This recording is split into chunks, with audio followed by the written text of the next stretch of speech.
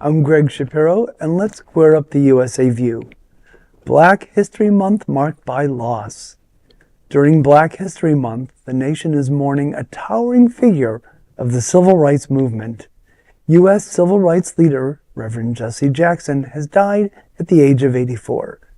Jackson died peacefully this morning, surrounded by his family.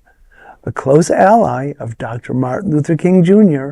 and a two-time presidential candidate, Jackson championed voting rights and advanced his vision of a rainbow coalition for joint action against poverty, racism, police brutality, and other issues.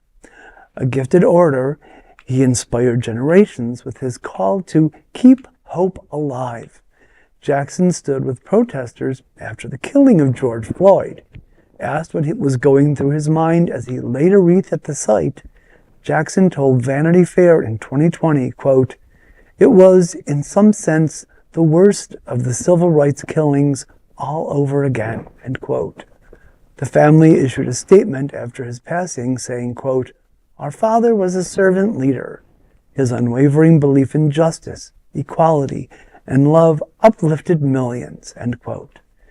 New York City Mayor Zohran Mamdani wrote that Jackson preached justice without apology.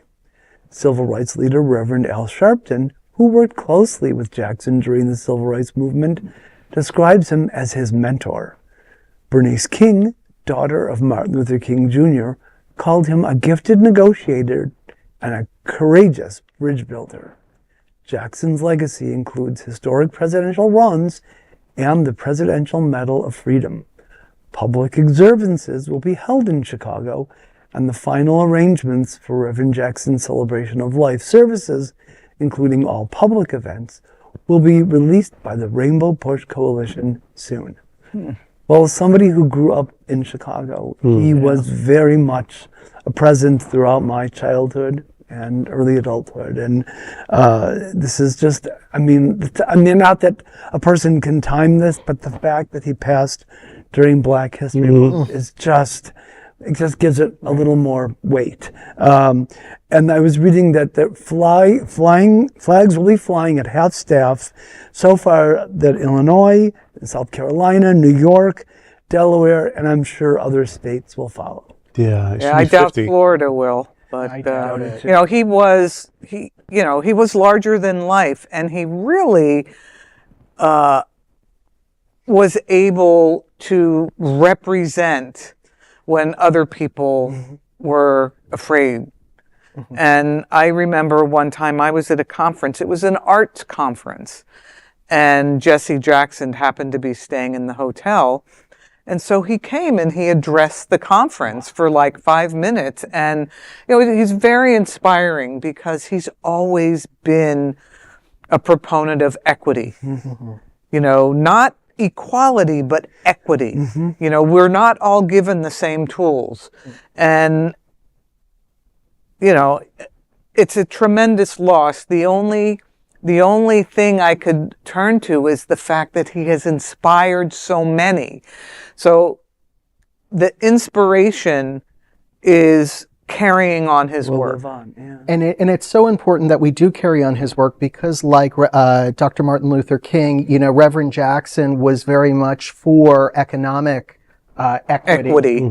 Exactly. You know, Dr. Martin Luther King used to say, what good is being able to sit at a lunch counter if you can't afford what's being served there? And I think that that's something that Reverend Jackson, you know, carried with him. You know, he really was very committed to making sure that people had equity in our society. And not just black people. Not just black, no, absolutely not. The working Hence the rainbow. The Rainbow Coalition. Absolutely. So he will be missed. I got to see him. First of all, the first time I remember seeing him was in 1972. I was 5 years old. He was on Sesame Street. Oh yes, right. Of course. And he sort of performed a poem, and he did as a sort of call and response. He'd say a line, and then all the kids would say, "I am somebody. I am somebody. I may be poor, but I am somebody. I may be young, but I am somebody. I may be on welfare, but I am somebody. I may be small, but I am somebody. I may have made mistakes, but I am somebody. My clothes are different. My face is different. My hair is different, but I am somebody. I am black, brown, or white. I speak a different language, but I must be respected, protected, never rejected. I am somebody. That's wonderful. And so that's burned into my memory on Sesame Street. Well, 8 years ago, on the 50th anniversary of King's assassination, Robert and I, Bishop Sweet Baby, Bishop Robert and I went to Memphis with some other people, and we were at the Lorraine Hotel, and all these great speakers, and here comes Jesse Jackson. He was already ill. By the end of his speech, he was clearly exhausted, and he sat down immediately afterwards. But even at that, he rose. He held on to the rail. He was on that same balcony when Dr. King got shot. Right.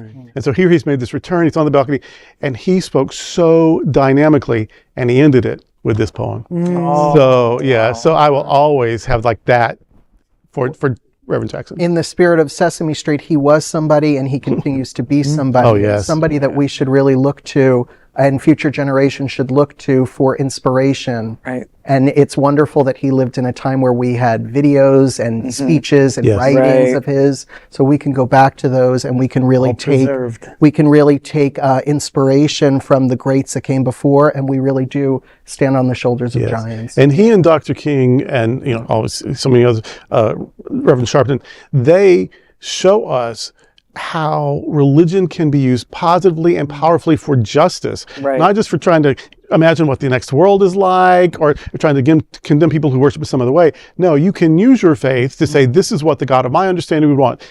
She would want us to take care of one another and not let any ugliness go on or whatever. So these people are not only like community leaders, they are actually doing what religion is meant to do. Right. God's work. Yep. There is no other queer nonprofit media platform like this in the entire world. Support our LGBTQ stories by sharing them and subscribing to Queer News Tonight.